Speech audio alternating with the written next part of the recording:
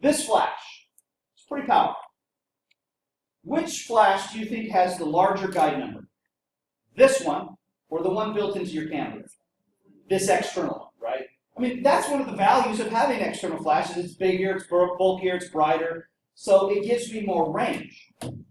This last year I went, if you've never been up in up by Flagstaff, there is this really cool underground cave. It's an extinct lava tube. Anybody been there? So cool. Ron's been there.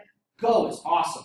So what it is there used to be this underground lava flow just east of Flagstaff that when those mountains, the San Francisco peaks, they were volcanoes at one point, right? When they went extinct, this lava just solidified and it formed this underground cave. It's really cool. You can go down in this cave and you can hike down to the end of it and hike back out. It's about a mile long. And it's not one of those caves, by the way, where you have to like squirm on your belly and stuff. No, you can like stand. It's like almost like an underground subway tunnel. It's really cool, actually. At any rate, we like to take the Boy Scouts there sometimes and go hiking. They think it's awesome. Well, I was down there taking photos. Do you think that this little pop-up flash is great for taking photos in that deep dark cave? No, because the light from this flash, it only travels so far because the inverse square law, right, says that as it has to travel farther and farther and farther, the light falls down, down, down. So if I'm trying to take a photo of the Scouts and they're 40 feet away from me, you think I'm going to get a good photo? No. How do we know for sure? Well, there's an equation we need to know. We need to write this down. Let's put this in our notes, okay?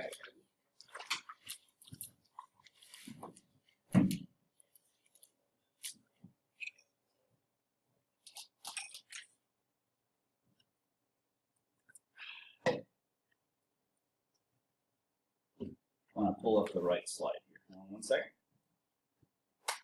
Okay, so guide number. This is where the guide number becomes very important. Okay?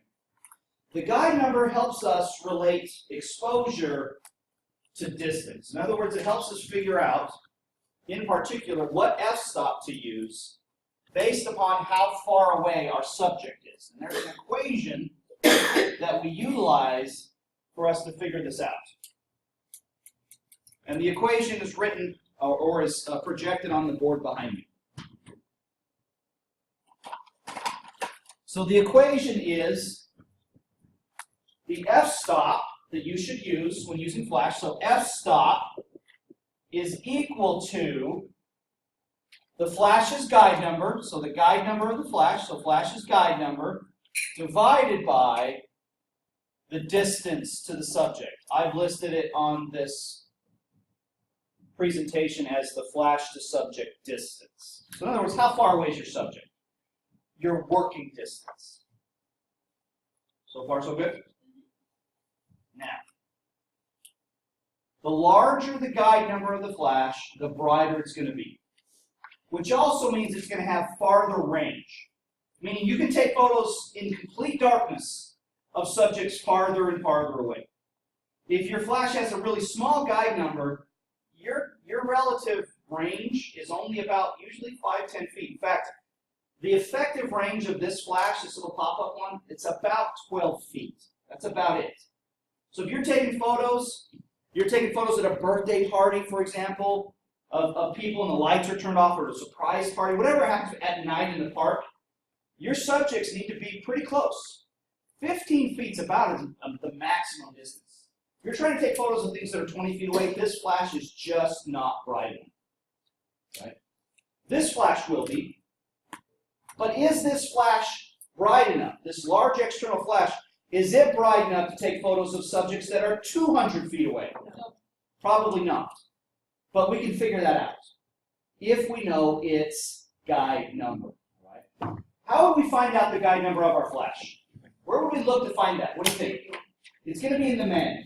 In fact, I think some of you, if you open up your camera bag, I can see Michelle's bag here has it in there. I'm going to steal hers. If you ever buy a flash, whenever you buy your camera, whenever you buy a flash, don't throw the manual away. It should go in the camera bag.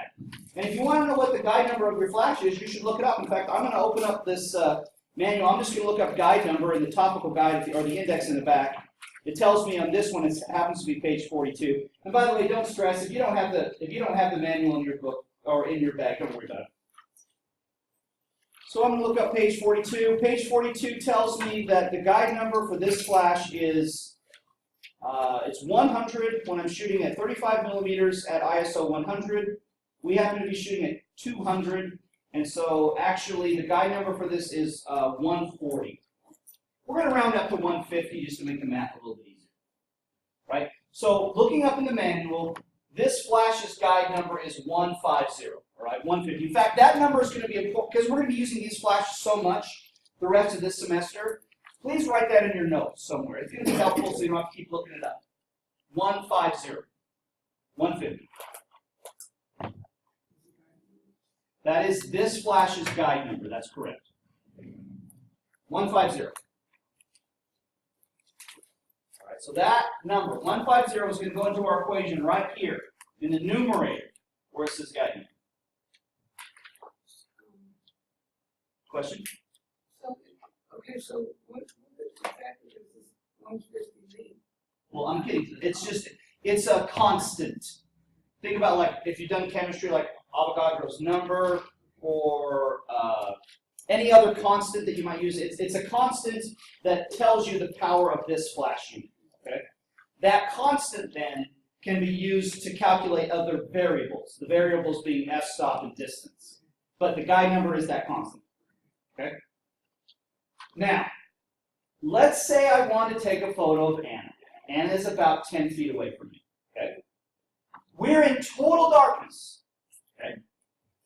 So I'm going to have to use the flash. Am I going to use the light meter to take a photo of Anna? Remember FAST?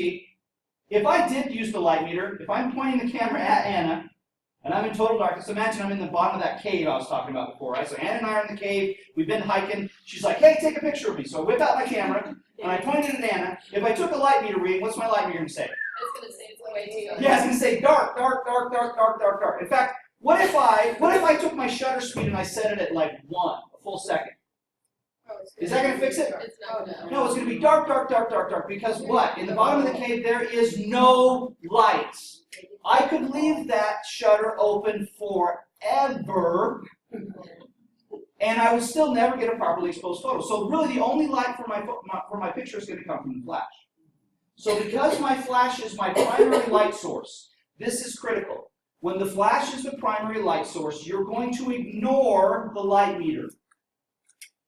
So since we're using flash for most of the rest of our photos this semester, the good thing is you're going to, for the most part, stop using the light meter.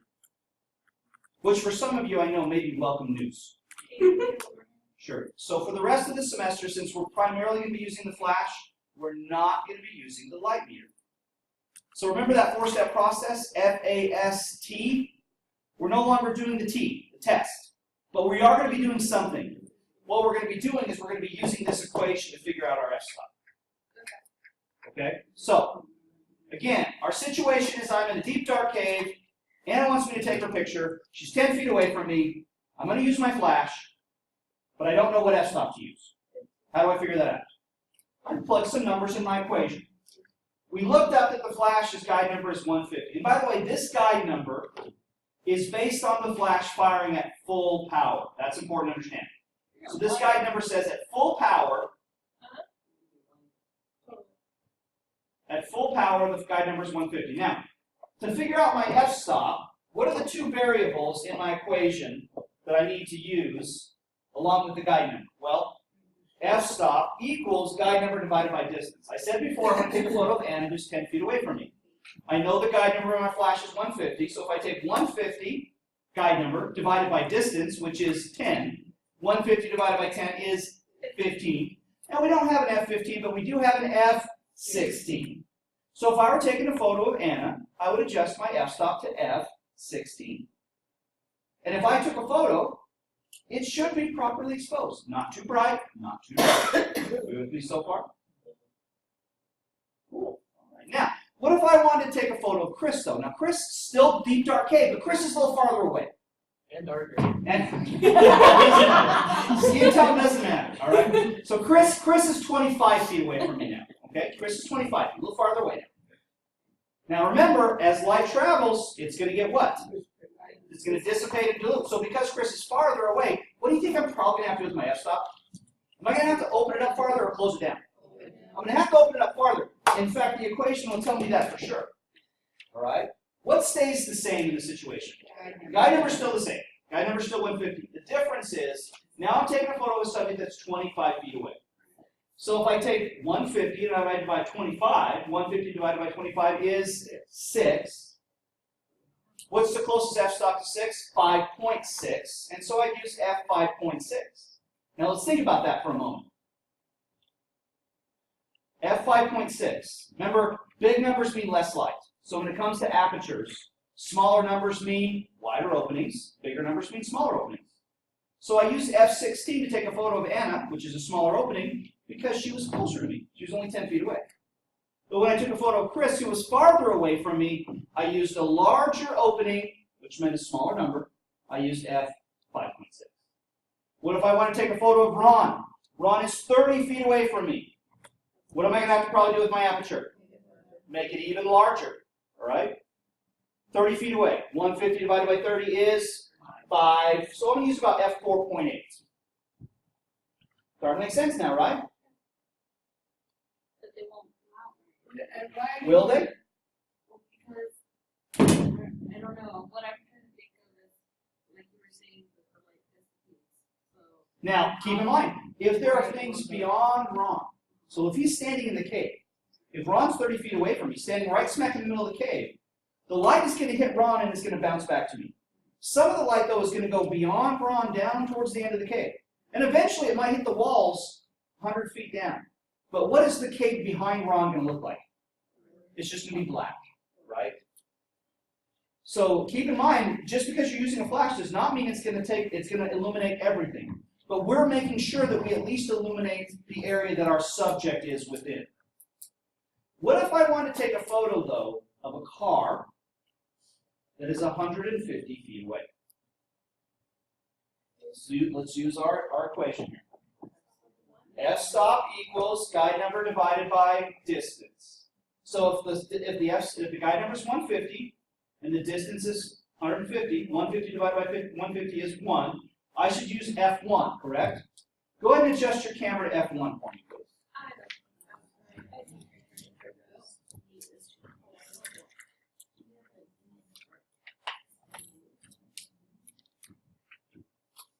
So adjust your f-stop to F1 for me. Oh, sorry, I got your camera here. You gotta remind me to give it back. I wasn't sure if you needed it again. No, I might in a second, but It only goes to depending upon what lens you have, it probably only goes down to around maybe 4. If you have a nicer lens that goes down to F2. Would you adjust the shutter then? Okay, we'll get to that in a second.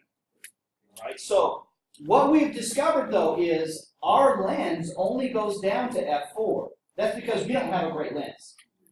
Really good lenses, nice wide lenses, have smaller f-stop numbers. And by the way, when you purchase a lens, that is a quick indicator when you buy a lens, typically of its quality. The smaller the f-stop number of that lens typically means it's a better lens. This lens only goes down to around f4, 4.5, and that's because it's not a great lens. But let's use that information. If this flash's guide number is 150, and we can only open up the aperture to f4.5, we have now determined, or we can determine, the maximum range of our flash. Because what we can do is we can plug those numbers into our equation.